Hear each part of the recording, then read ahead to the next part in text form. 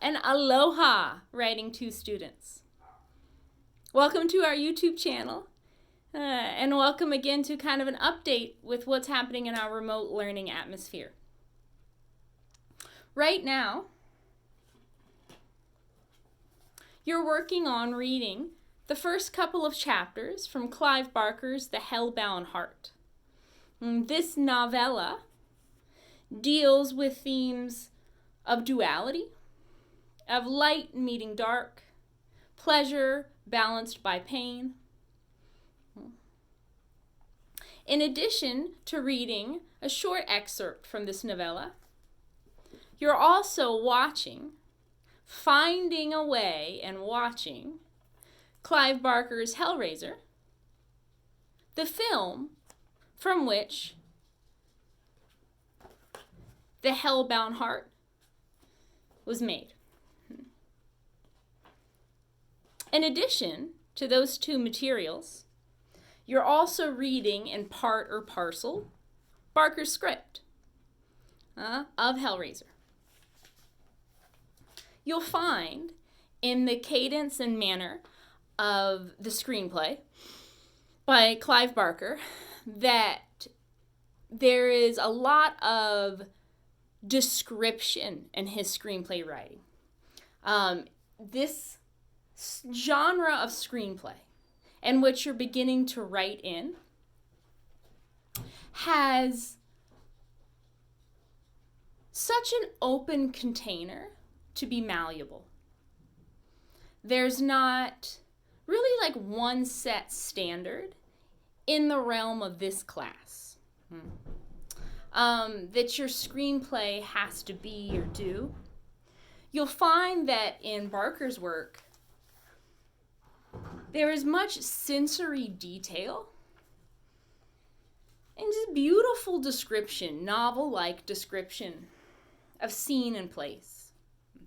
For example, the title sequence reads,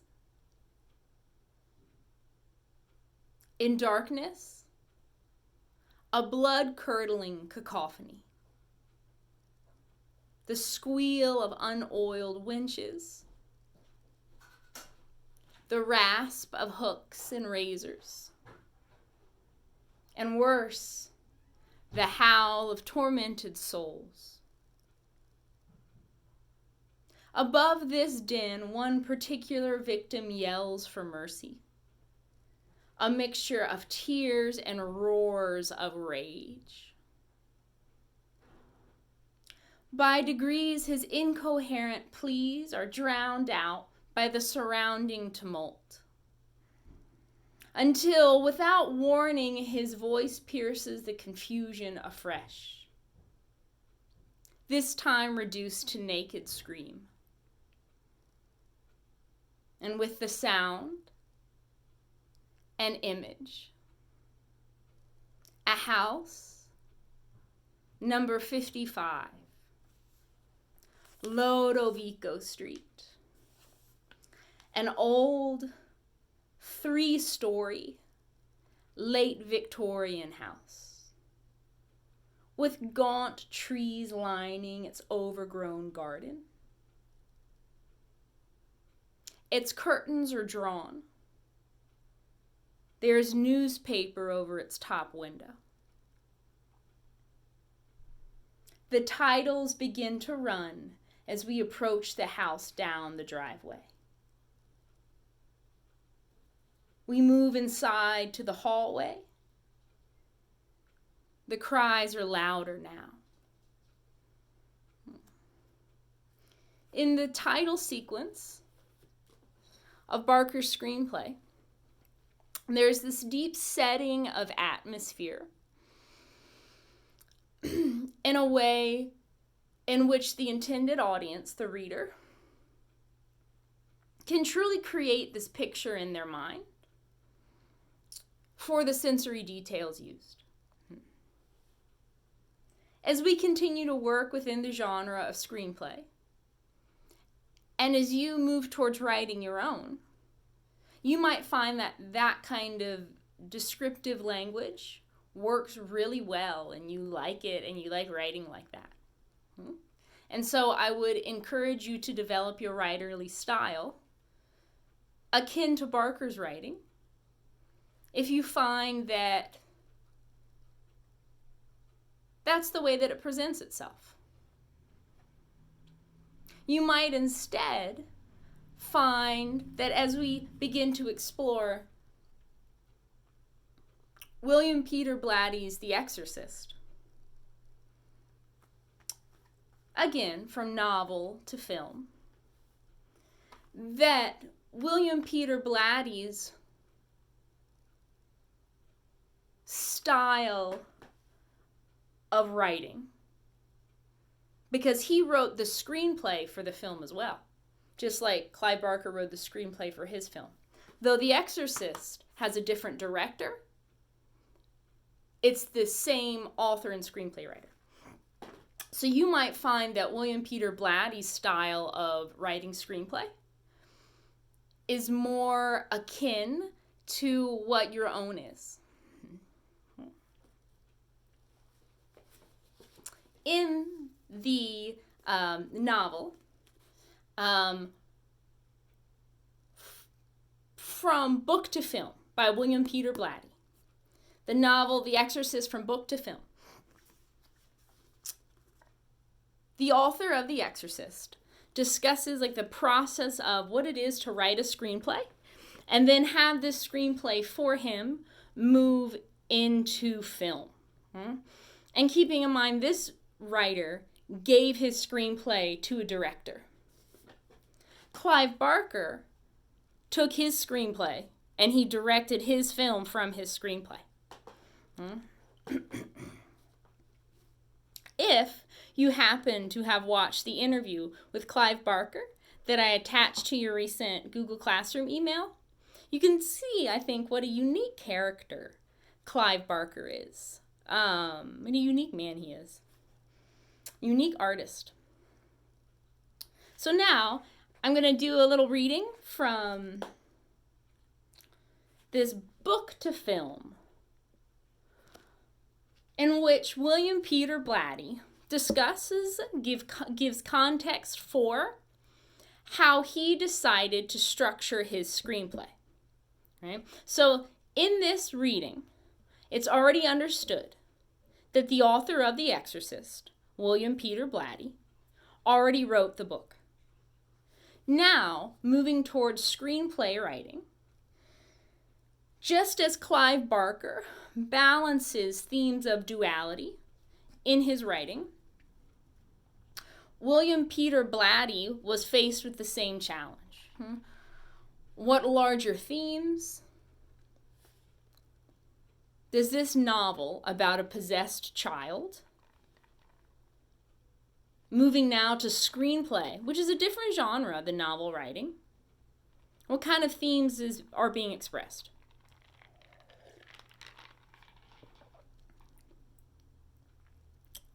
So, Blatty writes, the novel, and thereby the screenplay, would ask, what effect a confrontation with undisputed paranormal phenomena would have on the book's main characters? The atheist mother of the little boy, as I then intended the victim should be. I had named him Jamie. And the priest of weak faith called in for the exorcism, whom I first named Father Thomas. This thematic aspect would prove only a suggestion of what it would become in the book I eventually wrote, expressed by Father Marin as follows. I think the demon's target is not the possessed.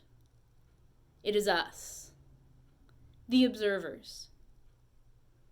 Every person in this house. And I think the point is to make us despair, to reject our own humanity, Damien, to see ourselves as ultimately bestial, as ultimately vile and without dignity, ugly and unworthy. And there lies the heart of it, perhaps. It's unworthiness. For I think belief in God is not a matter of reason at all. I think it finally is a matter of love, of accepting the possibility that God could love us. And perhaps even this would seem merely an insight compared to the stronger, more encompassing theme that would spring from the Jesuit psychiatrist's act of ultimate self-sacrifice and love. The theme I call, quote, the mystery of goodness, end quote. For in a mechanistic universe, where the atoms that make up a human being should logically be expected, even in the aggregate, to pursue their selfish ends more blindly than the rivers rush out to the seas. How is it there is love in a sense that a God would love, and that a man will give his life for another?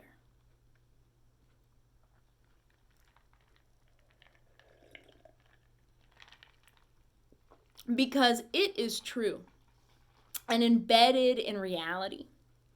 This theme would appear of itself in the inevitable developments of my plot.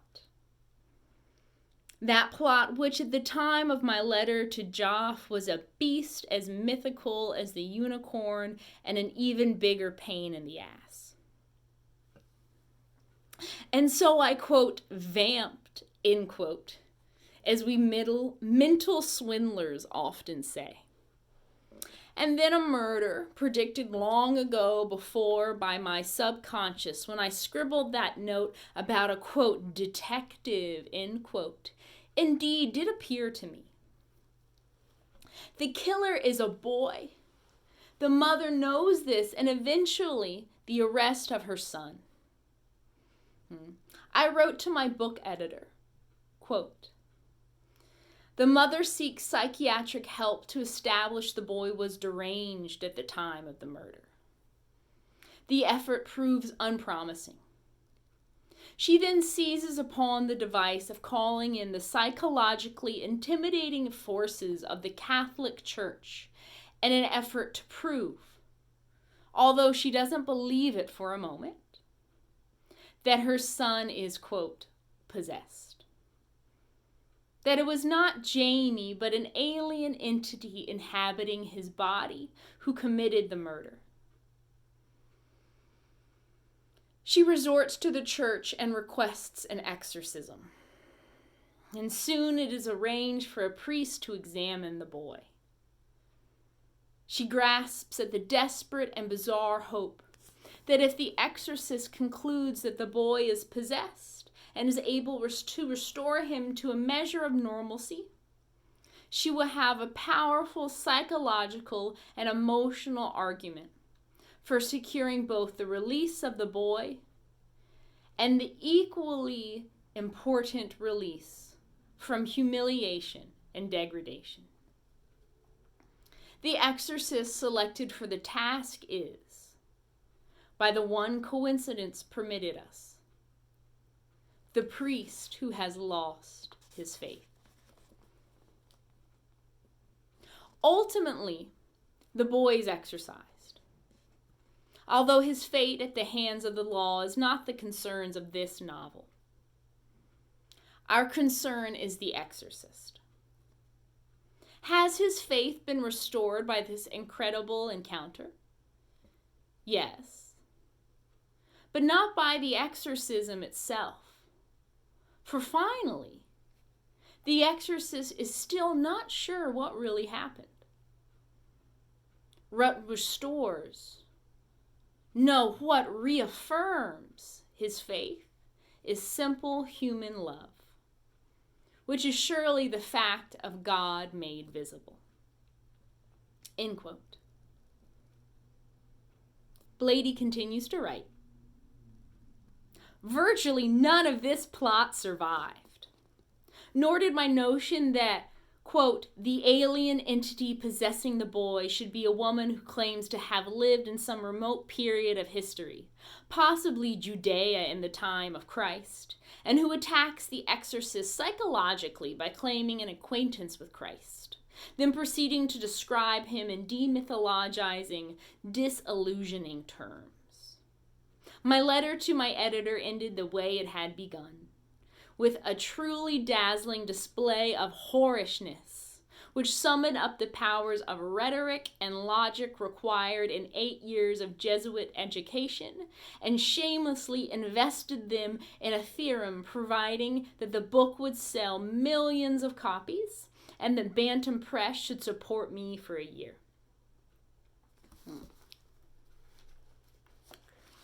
So in this description, in this short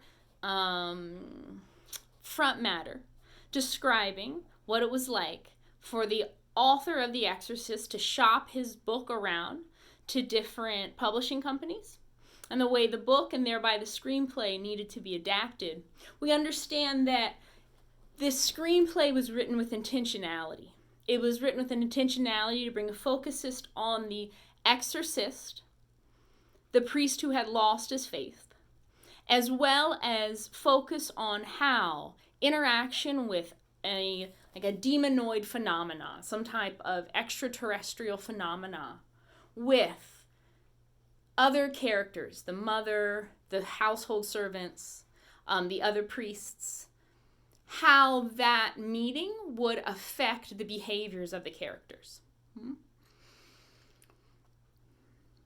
So right now you have two examples of two different screenplays who deal with themology quite differently. Barker deals with the themology of pleasure and pain in both his novella as well as in his screenplay through deep sensory details, fleshly images, contrast in color, sadomasochistic themes that are largely identified by the eye. We see that William Peter Blatty has a different movement in which there is a focus on the other character's reaction to what H.P. Lovecraft would call the marvel of the plot. The most awe-inspiring part of the plot that requires suspension of disbelief. And the fact that this young child, in the initial book, a boy named Jamie, but in later revisions of the book, a young girl named Reagan, being possessed or taken over by an external malevolent entity. As you begin to work towards thinking about writing your own screenplay, what kind of larger themes interest you?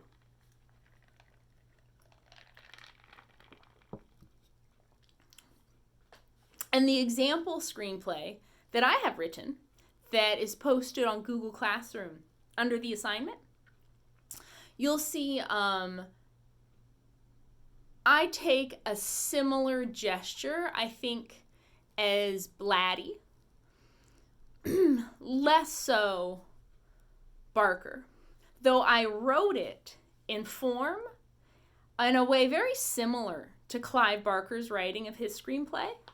The content is much more mirrored within Blatty's work.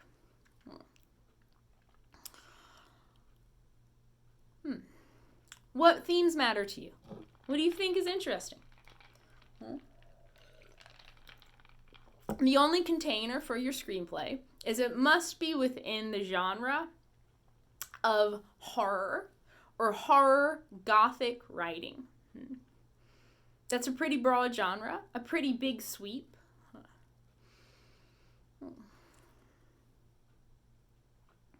In The Exorcist,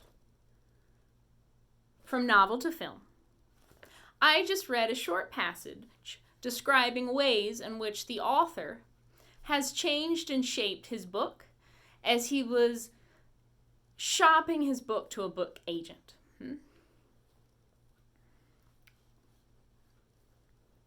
Now, reading a portion from the initial script of The Exorcist, the viewer, and thereby the reader, in this moment, meets the priest who has lost his faith, Father Karras, who originally was written as, and I think still is, the most important component to the overall theme of Blatty's work. What is it to lose faith? With a capital F. Faith, faith, faith. And what is it to regain faith? Okay.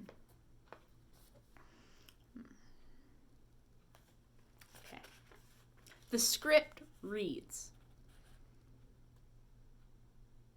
quick cut to exterior Potomac River, Key Bridge area. Above, on Key Bridge, automobile traffic clogs the lanes. The sound is muted and the camera is now trained on a college couple paddling along under the bridge in a canoe. The girl has her hand to her mouth, giggling at some naughtiness from the grinning boy. As the canoe passes out of frame and we cut to an overhead shot of Chris looking down at it. She is leaning over the parapet along the Key Bridge walkway. The sound of traffic are now very loud. Chris wears oversized dark glasses and is nervously smoking a cigarette. As she stares down the DC side of the walkway, she sees approaching a large, powerfully built man wearing khaki pants, a sweater, and scuffed white tennis shoes. Chris quickly looks away, turning her back 3/4 to him. Though she doesn't recognize him, we see it as Karras. And he comes beside her. Karras, are you Chris McNeil? Chris, unmoving, flipping cigarette over the side. Keep moving, creep, or I yell for a cop. Karras, I'm Father Karras. Chris reddens and jerks swiftly around. Chris, oh my God, oh, I'm Jesus! Flustered, she is tugging at her sunglasses, then immediately pushes them back as the Jesuit's sad, dark eyes probe hers. Karras, I suppose I should have told you that I wouldn't be in uniform. I'm sorry, I thought it would be less conspicuous. You seem so concerned about keeping this quiet. Chris, fumbling through her purse. Guess I should have been more concerned about not making such an ass of myself. Comes up empty. Got a cigarette, Father? Karras, reaching into his shirt pocket. Can you go a non-filter? Chris, right now I'd smoke a rope. Karras, offering her the pack. On my allowance, I frequently do. Chris, taking the cigarette. Vow of poverty, right? Karras, it has its uses. Chris, like what? Karras, well, for one thing, it makes rope taste better. He sees that her hand is trembling, takes the cigarette from her fingers and puts it in his mouth. He lights it, his hands cupped around the match. He puffs and gives the cigarette back to Chris, his eyes on the cars passing over the bridge. Karras, lots easier. Breeze from the traffic. Chris, appreciating his sensitivity. Yeah, how does Shrink ever get to be a priest? Karis. It's the other way around. The Society. Who? Karis. The Society of Jesus. Jesuit is short for that. Chris. Oh, I see. Karis. The society sent me through medical school and through psychiatric training. Chris. Where? Karis. Oh, well, Harvard, John Hopkins, Bellevue. Chris.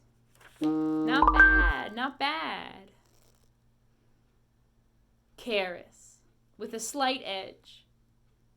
We don't take vows of mental poverty. Chris. Look, it's just that I don't know you, and she drags on the cigarette, long and deep, and then exhales. She crushes out the butt on the parapet. Chris. You're a friend of Father Dyer's, that's right? Karis. Yes, I am. Chris. Pretty close? Karis. Pretty close. Chris. Did he talk about the body? The party? Karis. The one at your house? Chris. At my house. Did he talk about my daughter at my house? Karis. No, I didn't know you had one. Chris. She's 12. He didn't mention her?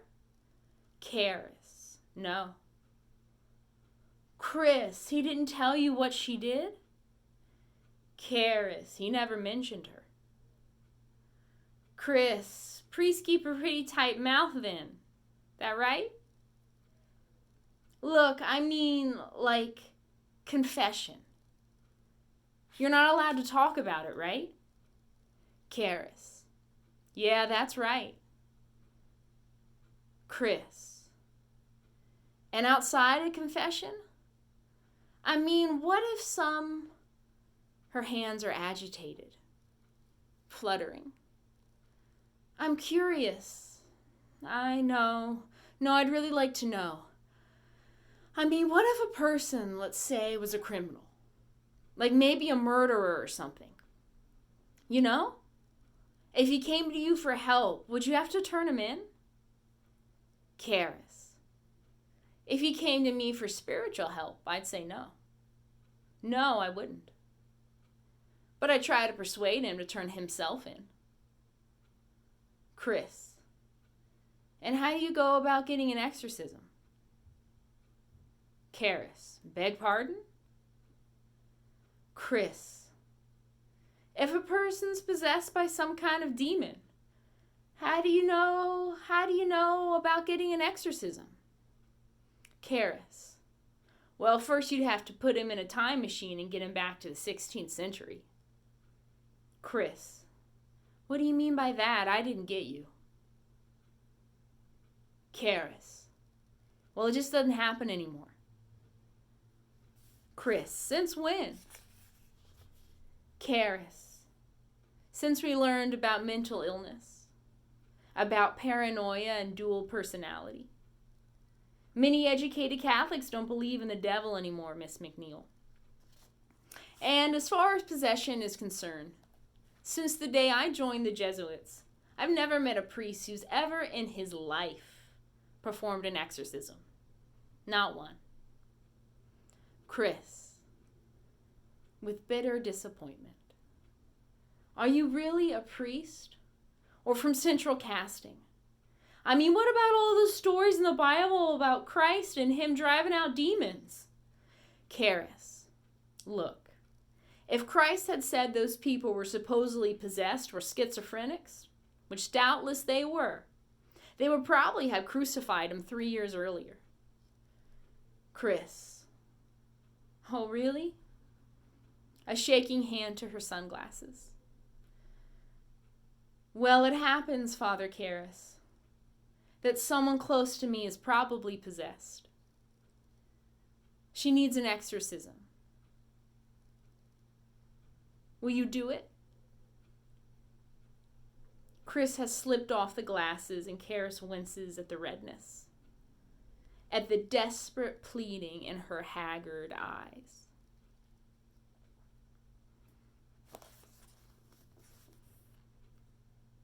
In this scene,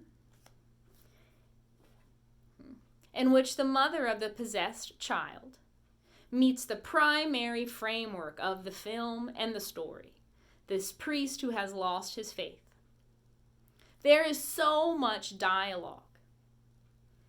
You'll find that in reading Barker's screenplay, there's so much sensory language, and there's just less dialogue.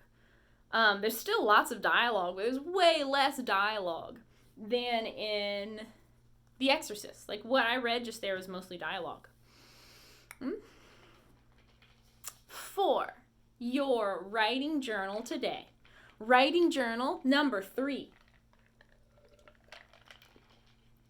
Please enter into 20 minutes of continuous writing, but since these are turned in digitally, remember, type it. 20 minutes of continuous typing in which you do a free thinking exercise telling me what you want to write your screenplay about. What larger themes or ideas do you think is worth developing? Do you think are worth developing?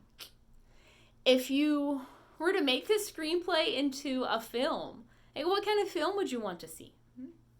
Though the screenplay needs to be within the genre of horror, that's a huge genre with a wide berth of themes to explore. Think of the work we've listened to by Alan Watts. Think of the work we've read by Anton LaVey. Think of the writerly style discussions we've read by Stephen King. Keep in mind the wide breadth of subject matter in relation to horror that we've explored so far in this class. And in this writing journal, your third one, let your mind roam free. Grammar doesn't matter. Cohesion doesn't matter. 20 minutes of sincere exploration around larger themes that you find you would be interested in exploring in your creative writing project for this class, which is your screenplay. Remember, these writing journals are due at the end of the quarter, digitally turned in to me. Much of the material that we read today relates to this notion of faith. This is a mandala that I bought by an artist named Portal Priestess. And Portal Priestess says that when she makes by hand these mandalas, she's creating a portal to that energy. This one specifically I just thought was beautiful, and I learned later that she titled it Faith. So in theory, in this mandala, she has focused so intently on the vibration and quality of this subtle concept of faith that she has channeled it in this physical artistic creation. As we delve into just the dark matter of The Exorcist and Hellraiser and the other dark counterculture that we'll continue to work with. Know that faith can look like many different things. And faith has many different qualities to it. And whatever we put our faith in indeed becomes real. Because our minds are so powerful. Your mind is so powerful. My mind is so powerful.